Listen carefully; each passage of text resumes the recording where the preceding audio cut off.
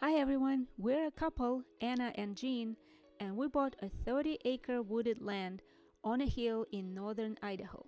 Our plan is to build a main house and a small cabin on this land while juggling full-time jobs and our current home 6-hour drive away from here. Join us on this journey by subscribing to our channel and let's see if we can make our dream a reality together. Hi, welcome back. It has been almost 2 years since we bought the property, and we're finally getting ready to start construction of the main house. To get to this point, it took us a few months and significant effort from our side to work out an architectural drawing and all permits. As this is our first construction experience, we had no idea where to even begin. In our case, we had an option to get a standard house plan from a local building company. But since our pad is on the hill and quite small, and we had to capture as much lake view as possible, a typical design house would not work. So we decided to go ahead and hire an architect to design a house specifically for our location. It took the architect a few months and several visits to find a solution for the house design and location. The next step was to obtain permits. Our architect was a big help here, as he is local and knows a few employees of the Kootenai County where we're building. In the beginning of our research, we found that we had to complete a building permit application, which is not too complicated, so we filled it out.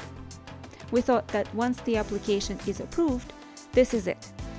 But while we waited for the approval, the county opened a new connecting permit for site disturbance plan, which required us to submit a drawing and a narrative description for the plan to ensure there would be no soil corrosion and to also show how we would divert spring water away from the structures and the roads.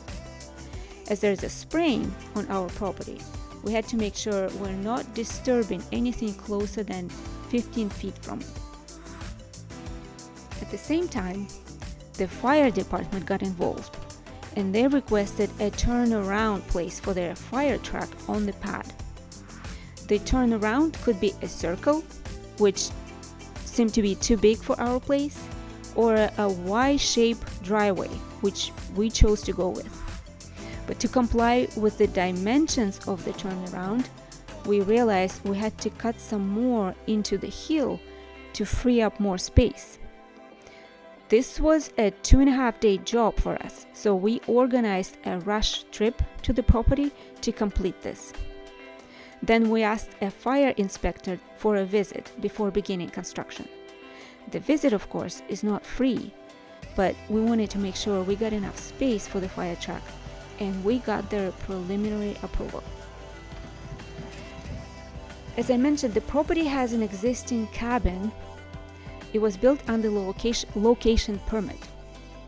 A couple of years ago, Kootenai County experimented with local building regulations and allowed people to build on their remote lands without building permits.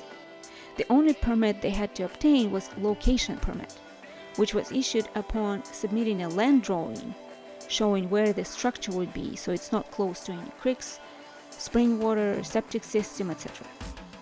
By the time we purchased the land, this regulation was repealed and new location permits became no longer available.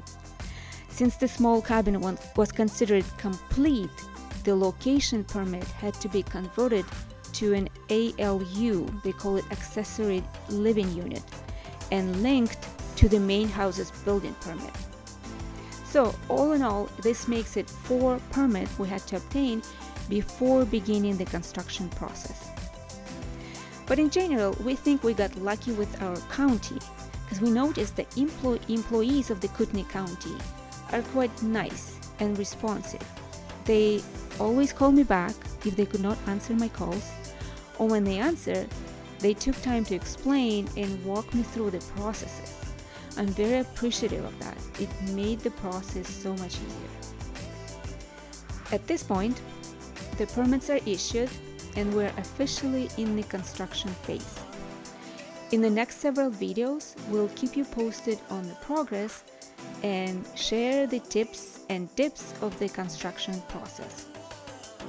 And if all goes well, we may start updating our small cabin this summer as well. Stay tuned for more episodes.